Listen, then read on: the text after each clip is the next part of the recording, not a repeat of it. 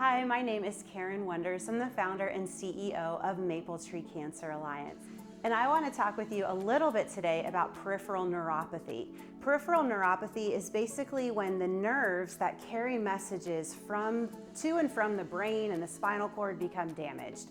Now, this is experienced by about 20% of cancer patients, and it can be the result of either cancer itself, whenever the tumor presses on a nerve and that affects the brain and the spinal cord, or it can also be caused by chemotherapy drugs. And it's actually a dose-limiting effect, which means when these symptoms of peripheral neuropathy start to appear and they get to the point where it's painful or limiting of your daily activities, oftentimes what happens is then the oncologist will change your chemotherapy regimen as a result of that. And so we really want to try to take some steps to manage your peripheral neuropathy if you're someone who is experiencing it. Now, if you're not sure, if you think, well, I don't know, how would I know if I was experiencing peripheral neuropathy? There are many signs and symptoms that you can look for. Number one, any type of tingling or numbness or pins and needles feelings in your hands or in your feet. That's going to be a telltale sign. Also, sometimes what people describe is the inability to feel hot or cold or sometimes pain. We'll hear from people who have cut their foot and they didn't even know that they cut their foot. They just look down and they see that they're bleeding. So that would be a sign. Also, weak and achy muscles. And losing your balance and being, tripping more easily, all of that would be a sign of peripheral neuropathy. Sometimes you'll see a difficulty in buttoning your shirts or opening jars. You might experience muscle cramping. You might have difficulty swallowing even or breathing, and then also constipation and dizziness. So all of those are signs and symptoms of peripheral neuropathy. There is some hope for you though. If you are experiencing peripheral neuropathy, there is a lot of research that shows that exercise can help. And one of the reasons why this works is when you exercise, particularly with aerobic type exercise, you have an increase in blood flow throughout your body. And this releases endorphins, which those are our body's natural painkillers. So if you're experiencing pain from neuropathy, exercising can help reduce that pain, or at least help you manage that pain. So we're gonna go through a couple of different exercises that you can do to help if you have neuropathy in your hands or in your feet. But just keep in mind, definitely aerobic exercise is helpful. Walking, if you're not at risk for falling or if you're not worried about falling. If you just have numbness in your feet so bad that it makes it difficult to walk, then I would recommend biking or swimming. We're gonna go through some balance exercises, and balance exercises are great because they help to build strength and they help you to prevent falls. We'll also talk through some stretching exercises, which helps to improve your flexibility and reduce your risk of injury. And then finally, strengthening exercises that are specific to peripheral neuropathy. This will help to build your muscles and just make your body overall stronger. So we're gonna go through some exercises both for your legs and for your hands. And again, these are all designed specifically for people who are experiencing some peripheral neuropathy. So for starters, let's focus on the neuropathy in your feet. So we're gonna go through balance, stretching, and strengthening exercises designed specifically to help the peripheral neuropathy in your feet. So I'm gonna use a chair for balance for all of these balance exercises, but the first thing I'm gonna do is I'm gonna plant my right leg nice and strong into the ground, and I'm simply gonna raise my left leg to the side, just like this, raise and lower. Now when I'm doing this, I don't wanna collapse my torso into the chair. I wanna stand up nice and tall. It might help to keep a focal point on the wall in front of you, something that you can look at that will help you keep your balance. Now let's lift it up and hold it for about 10 seconds. And bring it down. We'll try it again. Lift and hold. And one more time. Good. Okay, I'm gonna swing my chair around to the other side now. And I'm gonna do that same exercise, but now on my right side. So I'm gonna make my left leg nice and strong into the ground, and I'm simply gonna raise my right leg out to the side and back down again, just like this. Again, I'm keeping my torso up, nice and strong, just like a ballerina. Let's do one more and then we'll lift and hold. So lift and hold. Good. Bring it down. Let's try again. And one more time. Good. Okay, I'm gonna turn now and face my chair, and I'm gonna use this for support, and I'm gonna do calf raises. So to do a calf raise, I'm simply gonna raise up nice and tall on my toes, and I'm gonna lower back down again. Now you see, whenever I'm lifting and lowering, I'm not swinging my body. I'm keeping everything nice and slow and controlled. Raising up onto your toes is a really good balance exercise because it reduces your base of support. And when you walk, sometimes you push off with your toe. And this is an exercise then that you do when you walk. So it will help you to improve your balance when you're walking. Let's do one more. Good. Now I'm gonna turn and face you. We're gonna do some hip flexion exercises. So I'm gonna stand nice and tall on my left foot, and I'm gonna bring my knee up to my chest as high as I can, and then tap it back down on the ground. So raise it up, and then lower, up, lower. This is like the Rockettes. I've always wanted to see the Rockettes. Let's do two more. And last one. Good. Now I'm gonna swing my chair around and do the other side. So I'm gonna make my right foot nice and strong in the ground. I'm gonna tap my toe of my left foot, get my balance, kind of get everything centered, and I'm gonna bring my knee up as high as it will go, and back down again, up. Not only is this a good balance exercise, but it also is engaging our core muscles. So it's like a bonus exercise.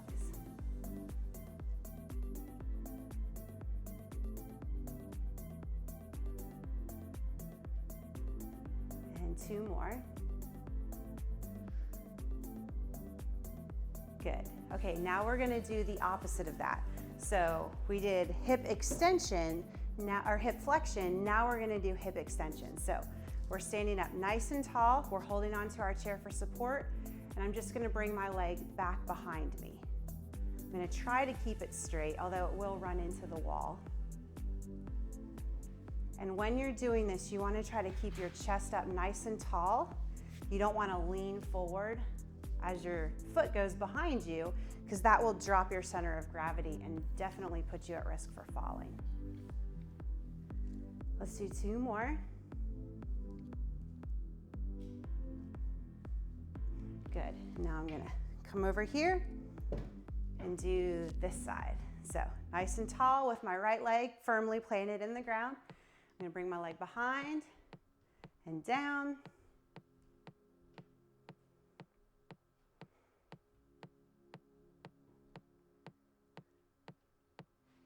Again, not leaning too far forward, not swinging your leg. You want this to be nice and controlled. And two more. Last one. Okay, now let's do some stretching exercises. So the first stretch we're gonna do is a calf stretch. I'm gonna turn and face my chair. If you don't have a chair that you feel is sturdy enough and you wanna use a wall for support, I would highly recommend doing that, but I'm just gonna hold on to the chair for now. So what I'm gonna do is have both of my toes started pointed forward in front of me. And then I'm gonna walk one foot behind me, just like this. My heel of this foot is down on the ground, and this foot is still facing forward. And now what I'm gonna do is lean into my front leg by bending my front knee. If you look down and you can't see your toe, that means you're bending too far forward, and that could actually hurt your knee. So if that's the case, what I would do is just put your back foot back a little bit more into a deeper lunge. But the key here is keeping your back heel on the ground, not bending this knee over this toe, and standing up nice and straight. And you should feel this stretch all the way down your back calf. We want to hold each stretch anywhere from 10 to 20 seconds.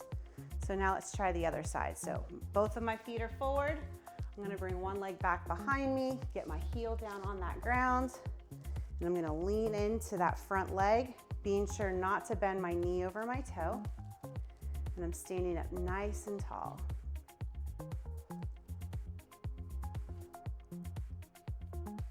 Good. For this next stretch, I'm gonna sit on the chair, just like this. So we're gonna sit on the edge of the chair this time. My feet are a little bit about hip distance apart, and I'm going to put the heel of one of my right foot onto the ground, just like this. So this leg is straight, this leg is bent, and without falling. If you feel like you're at a risk of falling, then maybe you can skip this exercise or do this entire exercise on the floor. But if you're not at risk for falling, what you want to do is slowly work forward so that you can touch this toe right here. And this will stretch all the way down the back of your leg.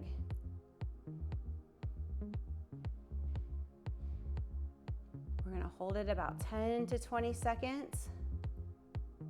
Now slowly walk yourself back up. Bring this leg back. And now let's do this side. So this leg is going to stay bent, this leg is straight, toes pointed up towards the ceiling. And as gently as I can, I'm going to walk out and try to touch this toe just like this. Again, I feel this stretch all the way down my straight leg. If you want to deepen this stretch, you can even try to grab that toe and pull it towards you. That definitely will deepen that stretch.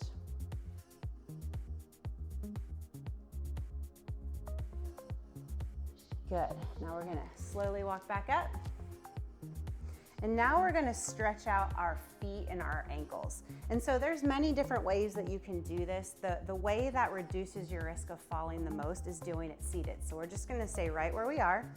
Our knees are about hip distance apart, and we're just going to tap our toes, but we're going to do it nice and slow. So we're raising our toes up towards the ceiling, we're holding it for a sec, then we're lowering it back down. Raise it up, and slowly lower back down.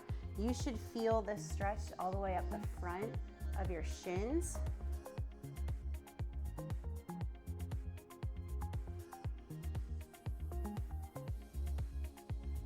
Just like this, good. Let's do 2 more, and then we're gonna stretch out our heels.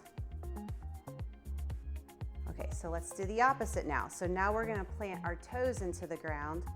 We're gonna lift and lower our heels, just like this.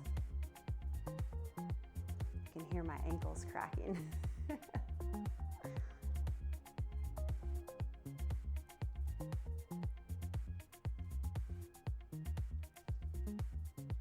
let's do 2 more.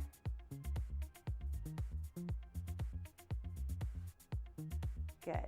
Now, if you want to sit back a little bit for a little bit more support, let's straighten one leg out in front of us, and we're just going to do some ankle rolls.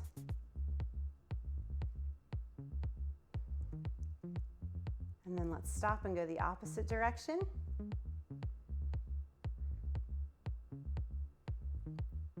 Let's do 1 more. Good. Now let's do the other side. So we'll start with an ankle roll here.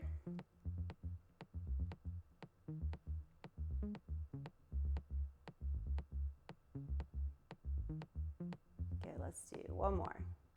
Opposite direction.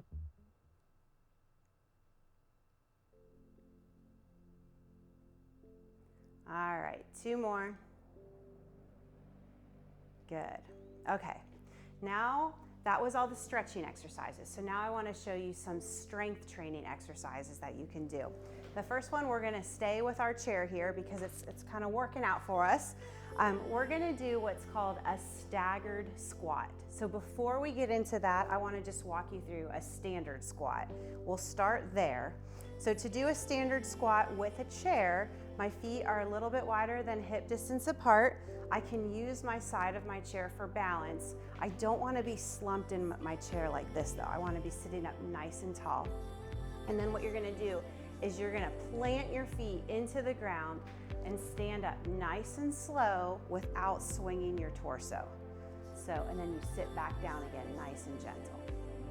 we stand up, nice and slow, really contracting all of the muscles in our lower body, and sit down, nice and slow. Just like this. We'll do 2 more, just the standard sit to stand. So this mimics the squat motion, but it gives you a chair here to help with balance issues. Now from here, let's go into what's called a staggered chair squat. So we're still going to use the squat, and we're still going to use the chair, and we're still going to do a squatting motion. We're just now going to do it with one foot in front of the other one, just like this. So I have my right leg out a little bit in front of me first. And now I'm going to do that same motion again. I'm going to stand up nice and tall, hold it here for a sec, and then sit back down again. So I can feel it more in my back leg than I can in my front leg. My back leg is really what's anchoring me and helping me to do this exercise.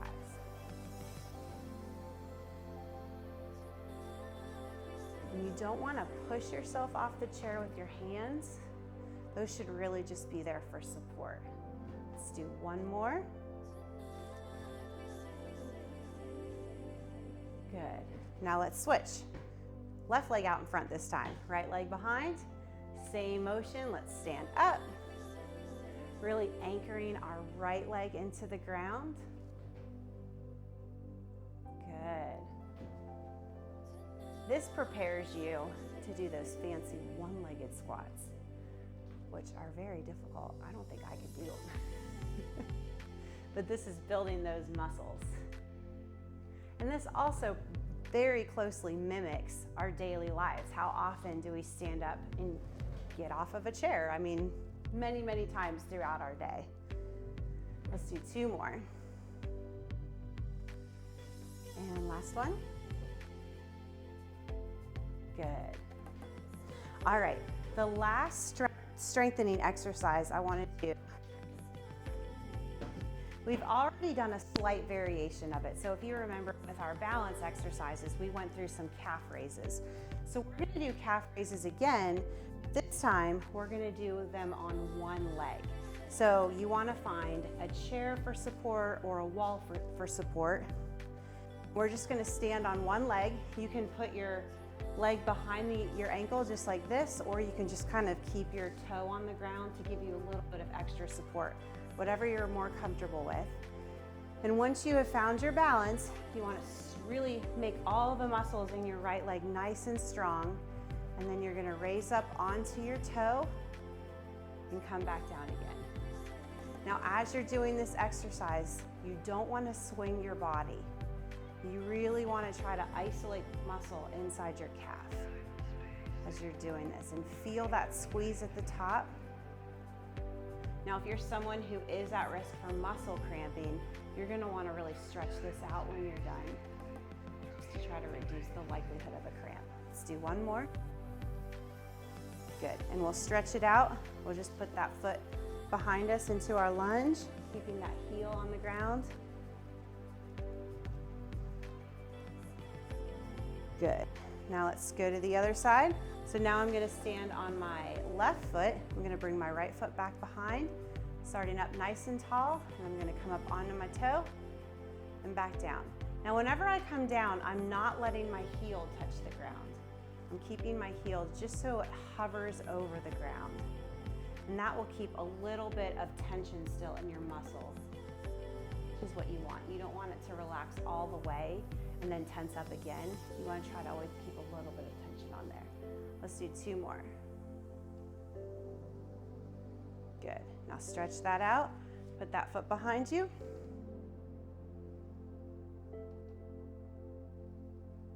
All right, great. Now let's go into some hand exercises for peripheral neuropathy. Now let's try some hand exercises for peripheral neuropathy. So the first thing we're going to do is we're going to start with our hand nice and wide, just like this, and we're going to take turns tapping each finger to our thumb and then opening it back up again. So we're tapping and opening just like this. You might feel a little bit of tingling whenever you do this exercise. That's pretty normal for this. Let's try the other side now. Same thing, because what we're doing is we're helping with the nerve feedback, And whenever you have peripheral neuropathy, it desensitizes the nerve. And so if you do this exercise and you feel a little bit of tingling, then that's just, again, helping with that nerve feedback that's been damaged by the neuropathy. However, you don't want to feel any pain whenever you're doing that. Now what we're going to do are some finger curls. So we're going to bend our fingers at each segment. So let's start with the easiest. I'm going to put my hand here in my palm just for support, just to kind of help my finger know when I'm bending over. But I'm just flexing my fingers, keeping them nice and straight, and bringing them back up again. Now I'm going to bring my other hand up to my middle knuckles here, and I'm going to bend right over that. Bend and straighten. Let's do 2 more. And now the hardest one, we're going to go up to our top knuckles, just like this. We're going to try to curl our fingers over my other hand here, kind of like a claw. You shouldn't feel any pain when you're doing these exercises. If you are, take a little break, shake it out a little bit. Let's try the other side. So I'm going to start here with my hand in my palm. I'm going to bend my fingers over, straighten them up again, bend them down and up. We're going to do each one of these about 5 times. Good. Now bring my hand up to my middle knuckles here, bending my fingers right at the knuckles. Let's do 2 more. And then come up to the top one here. And we're going to bend and flex, just like a claw. Good. All right, shake it out. Now we're going to start with our hands nice and wide, like jazz hands. We're going to close them into a fist nice and tight. So open and close, open, close. As tight as you can. Make your fingers nice and strong when you're doing this. Let's do 2 more. Last one. Good. Okay, now what we're going to do is straighten our arm, and we're going to flex and extend our wrist, just like this. So this is extending all right here, and this is flexing it up, like making a stop sign with your hand. So flex and extend.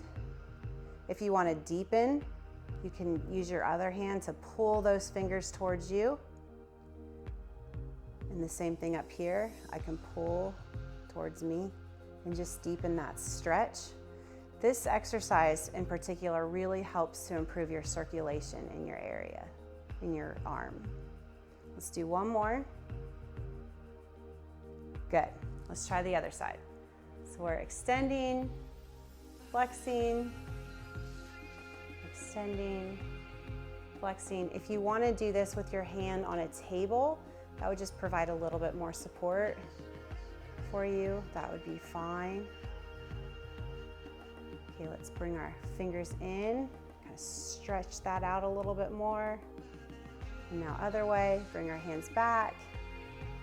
Let's do 2 more. Down, up, down, up. Very good. Shake it out. For this next exercise, you can use a hand towel or just a ball. If you have like a tennis ball laying around your house, you can do this. But what we're gonna do, I'm gonna do both of my hands at the same time for this. I'm gonna squeeze and relax this hand towel. So I'm squeezing, holding it for a couple seconds, and relaxing. Just like this. Let's do 3 more.